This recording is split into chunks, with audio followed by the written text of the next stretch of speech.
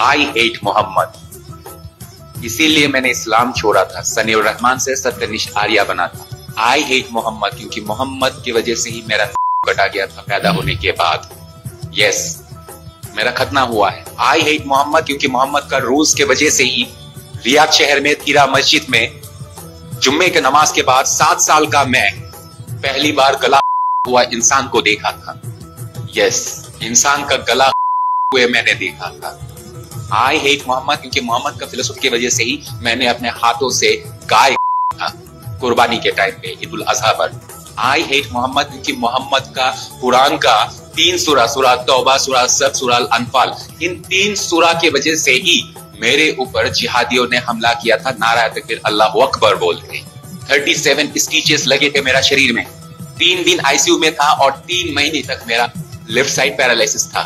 आई hate Mohammed क्योंकि मोहम्मद ने यही सिखाया था कि अगर कोई नॉन मुस्लिम बन जाए, वो तो मेरा बेटा भी हो, उसको लात मार के निकाल दे। इसीलिए मेरा खानदान ने मुझे लात मार के निकाला है, because of that bloody Mohammed. I hate Mohammed क्योंकि मोहम्मद को फॉलो करने की वजह से ही मेरा माँ बाप ने, मेरा एक बहन, उसका 16 साल की उम्र में उसको 28 साल के एक मर्द के साथ शादी करवा दिया गया था। आई हेट मोहम्मद क्योंकि मोहम्मद की वजह से ही 6 साल का एक लड़की आयशा को शादी के बंधन में बंधना पड़ा था। और उस बच्ची का, उस लड़की आयशा का जब 9 साल उम्र हुआ था, जब फर्स्ट टाइम उसको मेंस्ट्रुएशन हुआ था, उसको किया था मोहम्मद ने।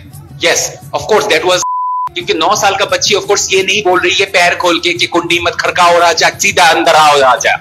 9 साल का बच्ची का ये होता है। आई हेट मोहम्मद क्योंकि मोहम्मद के वजह से ही इस्लाम में बच्चा गोद लेना हराम है, बच्चा गोद लेना हराम है। इसीलिए ये साले लोग सिर्फ बच्चा पैदा करने में ज्यादा कॉन्सेंट्रेट करते हैं, लेकिन पैदा हुआ बच्चा अगर अनाथ आश्रम में हो या यतीम खाने में हो, उसको अपनाएगा नहीं, क्योंकि इस्लाम में बच्चा गोद लेना हराम है। आई हेट मोहम्मद क्योंकि मोहम्मद ने अपना ही गोद लिया हुआ बेटे का बीवी के साथ बेडरूम में बिस्तर गर्म किया था। आई हेट मोहम्मद क्योंकि मोहम्मद ने ही कुरान लिखा था और कुरान में जितना भी वर्सेस है ये मोहम्मद का ब्रेन का ही आउटपुट है। आई हेट मोहम्मद क्योंकि मोहम्मद ने बोला था कि जितना हो सके बच्चा पैदा करते रहो, करते रहो, करते रहो। अरे खाना क्या तेरा अल्लाह का बाप खिलाएगा। पाकिस्तान को देख ले, अपना शक्ति बढ़ाने के चक्कर में बच्चा पैदा करता रहा, भुखमरी से मर रहा है। And not only me, every non Muslim, hear it out. कान में अगर मैल है तो साफ करके मेरा बात सुन लो। गांधी के बंदर की तरह कान बंद करके बैठा मत रहना। If you are a non Muslim, तुम अगर मुस्लिम नहीं हो, you should hate Muhammad, you should hate Muhammad, I hate Muhammad। ভিডিওটা যখন আমি ফার্স্ট টাইম দেখি, আমি বললাম ভিডিওটা নিয়ে একটা ভিডিও বানাবো কি বানাবো না। আমার মনের মধ্যে একটা ভাবনা চিন্তা ছিল যে ভিডিওটা নিয়ে আমি কি কোনো ভিডিও বানাবো না, ভিডিওটা নিয়ে কোনো ভিডিও বানাবো না। কারণ এখন I love Mohammad, I hate Mohammad, এটা নিয়ে না একটা বিশাল কন্ট্রোভার্সি চলছে আমাদের ইন্ডিয়ার মতন জায়গা, যেহেতু আমাদের ওয়েস্ট বেঙ্গলও চলছে। এটা ফার্স্ট শুরু হয়েছে আই থিঙ্ক উত্তরপ্রদেশ বা বিহার থেকে এটা ফার্স্ট শুরু হয়েছে, যে আই হেট মোহাম্মদ বা আই লাভ মোহাম্মদ কেউ লিখেছিল, সেখান থেকে কিন্তু এই কন্ট্রোভার্সিটা শুরু হয়েছে। এখন সোশ্যাল মিডিয়ায় কিন্তু সবাই যে যার মতন নতুন নতুন করে বিবৃতি দিচ্ছে সোশ্যাল মিডিয়ায়, কেউ ফেসবুকে দিচ্ছে, কেউ ইউটিউবে দিচ্ছে। তো সেটাই আমার কাছে এরকম অনেক বিবৃতি এসছে, আমার চোখে পড়েছে, দেখেছি। তো আমার মনে হচ্ছে না এই বিবৃতিটা নিয়ে একটু কথা বলা যায় বা দরকার, এই বিবৃতি নিয়ে কথা বলা দেখো। ব্যাপারটা হলো আমাদের ধর্ম আর আমাদের ভাইদের ধর্ম মানে মুসলিম ধর্ম, দেখো ব্যাপারটা হলো ধর্মতে অনেক ভালো অনেক কিছু খারাপ থাকে। তো তোমাদের এই ধর্মটা যে লিখেছে মানে মুসলিম ধর্ম, সে একজন মোহাম্মদ, সে নিশ্চয়ই একজন মানুষ ছিল। মানে আমি অতটাও জানি না, সত্যি কথা একদম আমি অতটা জানি না, তবে ভিডিও দেখে যতটা জানি বুঝতে পারি, এটা থেকে আমি তোমাদেরকে বলছি। তো ব্যাপারটা কি, আমাদের ধর্মের মধ্যে না, আমাদের ধর্মের মধ্যে এমন কিছু দোগলামাল আছে যারা মুসলিম ধর্ম হয়েও সব কিছু বোঝে, কিন্তু আমাদের ধর্মে এমন কিছু দোগলামাল আছে, যেমন কিছু কিছু মহিলা আছে, যেমন আমি কি বলবো, মহিলাগুলোর নাম আমার আর বলতে ভালো লাগছে না, তাও বলেছি। অষ্টমী গিরি, স্বপ্না ভাদুরী, আর একজন মহিলা, ওনার নামটা মাধবী, ওনার নাম মাধবী বিশ্বাস নেই, কিছু কেমন একটা হবে, এইরকম টাইপের মহিলা। এদেরকে এই ভিডিওটা ট্যাগ করো, মানে এইরকম টাইপের মহিলা যারা আছে, এরা চাইলে কোনো মুসলিম ছেলে যদি এদেরকে প্রপোজ করে বা প্রপোজাল দেয় তুমি কি আমাকে বিয়ে করবে, তাহলে এদের বরটা যদি থাকে, আর যার বর নেই সে তো এমনি চলে যাবে, যার বর আছে সে বরকে ছেড়েও যেতে পারে। কারণ এরা আছে এরকম কিছু কিছু প্রীতি, যে যাদের হিন্দু হয়েও শাখা সিঁদুর পরেও হিন্দু ধর্মকে অবমাননা করা, হিন্দু হয়ে শাখা সিঁদুর পরে হিন্দু ধর্মকে নিয়ে কুৎসা করা। তারপরে এরা আবার করে কি, তোমার অন্যকে খুশি করার জন্য, কিছু লাইক সাবস্ক্রাইব পাওয়ার জন্য ওরা এইরকম টাইপের কিছু কাজগুলো করে। আচ্ছা, এই যে বলছে যে আই হেট মোহাম্মদ, এই যে লোকটা বলছে নিজেই একটা মুসলিম ছিল, তো মুসলিম থেকে তিনি কিন্তু হিন্দুতে কনভার্ট হয়েছে। কারণ যখন উনি ছোট ছিল, ছোট থেকে উনি এত কিছু দেখতে দেখতে দেখতে দেখতে বড় হয়েছে না, আমার কেন জানি না মাঝে মাঝে মনে হয় যে আমাদের ধর্ম, সনাতন ধর্ম সত্যি মানে এত ভালো, এত সাংস্কৃতিক, এত মানে ভাইচারা, মানে এই আমার মনে হয় আমাদের ধর্ম মতন হয়তো আর অন্য কোনো ধর্মতে নেই। হয়তো এটা আমি ভাবি, হয়তো আমার মুসলিম ভাইরা ভাবে হয়তো তাদের ধর্ম মতন হয়তো আর অন্য কোথাও নেই। তারা কমেন্ট করে বিভিন্ন রকম, যে বিভিন্ন জায়গায় কমেন্ট করে যে প্রত্যেক বছর কয়েক লাখ লোক নাকি ইসলামে যুক্ত হচ্ছে। এখন জানি না, হতেও পারে, এখন তারা তো আর মিথ্যে বলছে না, হয়তো তারা কোথাও না কোথাও থেকে জানছে, বুঝছে, তারপরে তারা হয়তো কমেন্ট করছে। এখন জানি না এই বিষয় নিয়ে অনেকে অনেক রকম কমেন্ট আমাকে করে, আমি দেখি, আমি ফটো চালে, ভিডিও চালে, সেখানে অনেক কমেন্ট করে। আমি সব কমেন্ট তো দেখার সময় হয় না বা সুযোগ হয় না, বাট যতটা পারি চেষ্টা করি দেখার, সময় পাই না সব সময় কমেন্ট দেখার।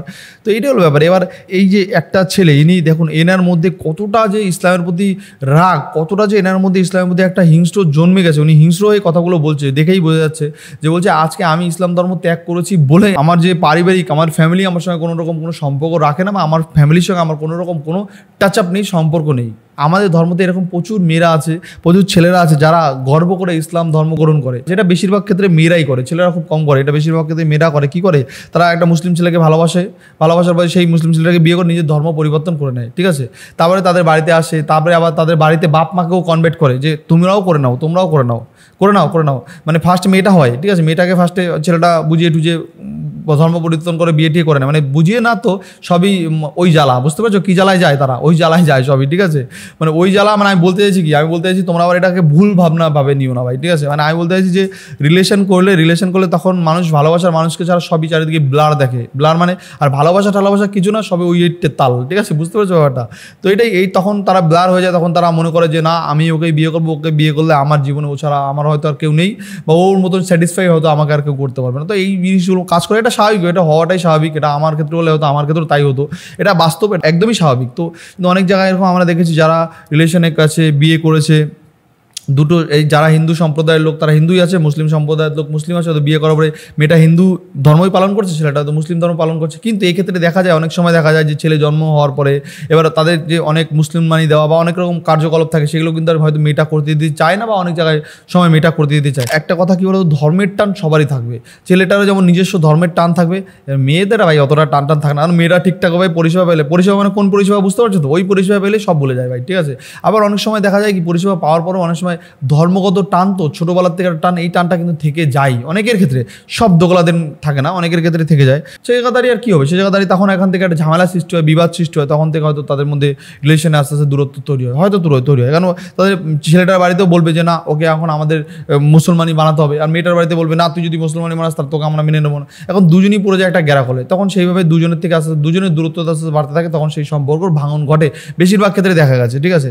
তো এই বিষয় নিয়ে আমরা কী বলবো, এই বিষয় নিয়ে এই ছেলেটা বলছে ছোটোবেলায় মোহাম্মদ নাকি একজন 6 বছরের মেয়েকে বিয়ে করছে, 9 বছরে তাকে নাকি খাতনা, মানে কি বলছে 9 বছরে তাকে নাকি মানে ওইসব করেছে, মানে বুঝতে পারছো তো কিসের কথা বলছি? তার 9 বছর সত্যি তো সেটা তো একটা ক্রাইমের মধ্যেই পড়ে যায়। 9 বছরের বাচ্চা, তার তো ঠিক মতন এখনো মানে হয় না, তো তার সঙ্গে এইসব করে, মানে আমি বুঝি না, মানে কি বলবো। এই মোহাম্মদকে নিয়ে অনেক গল্প আছে, অনেক কিছু। এবার যারা আমার মুসলিম ধর্ম অবলম্বী লোকজন, তারা আবার মোহাম্মদ তাদের কাছে একটা ভগবান তুল্য মানুষ, সম্মানীয় মানুষ।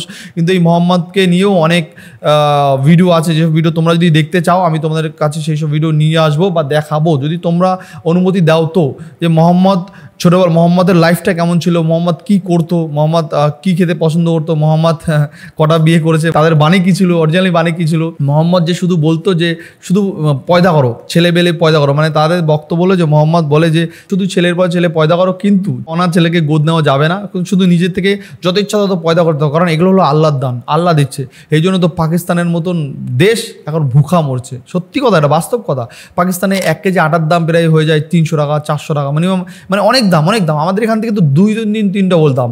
তো সেই জায়গা দাঁড়িয়ে পাকিস্তানে এই তো কয়েকদিন আগে দেখা এক প্লাস্টিক আটা নিয়ে 4-5 জন কারাকারি করছে। মানে পাকিস্তানের মতন জায়গায় টাকা থাকলেও খাবার নেই, তাও পেদা করে যাও, অসুবিধা নেই। এটাই মোহাম্মদ শিখে গেছে। তো কী বলবো, আমার মনে হয় যে সব থেকে প্রাকৃতিক সৌন্দর্য ধর্ম মনে হয় আমার মনে হয় সনাতন ধর্ম।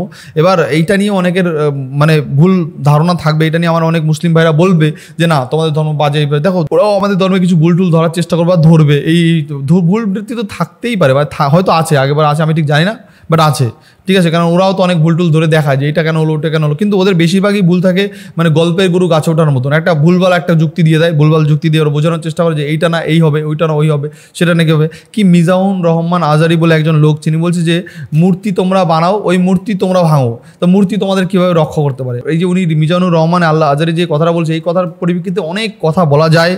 ওনার পয়েন্ট অফ ভিউ থেকে উনি বলেছে, কিন্তু আমি বলতে যে এই বিষয়টা নিয়ে আমি একটু ঘুরিয়ে ওনাকে আবার বলতে পারি। তো উনি অনেক মুসলিমদের অনেক শ্রদ্ধেয় সম্মানীয় লোক, তাই ওনার বিষয় নিয়ে ওনার সঙ্গে আমি আর ডিবেট করতে চাই না, বা ওনার বিষয়ে কথা নিয়ে আমি বিবৃতি দিতে চাই। যদি কোনোদিনও পসিবল হয়, যদি আমিও কোনোদিনও ওনার পর্যায়ে পৌঁছতে পারি, বা কোনোদিনও যদি আমার চ্যানেলটা তোমরা বড় করে দাও, তো তখন আমি চেষ্টা করবো ওনাকে নিয়েও ডিবেট করার বা ওনার বিষয় নিয়ে কথা বলার, ঠিক আছে।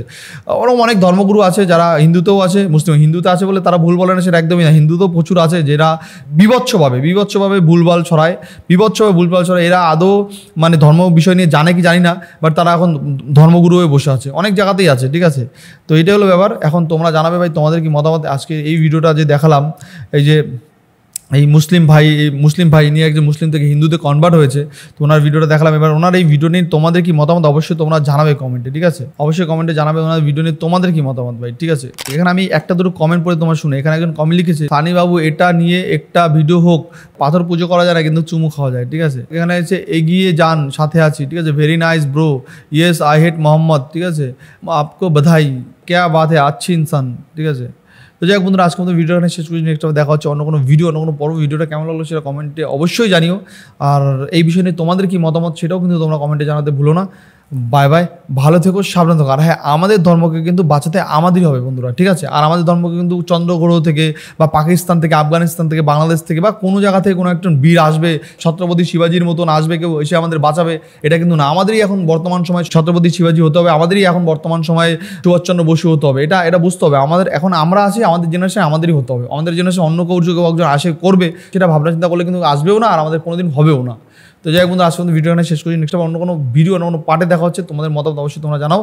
বাই বাই, ভালো থেকো, সাবধানে থেকো।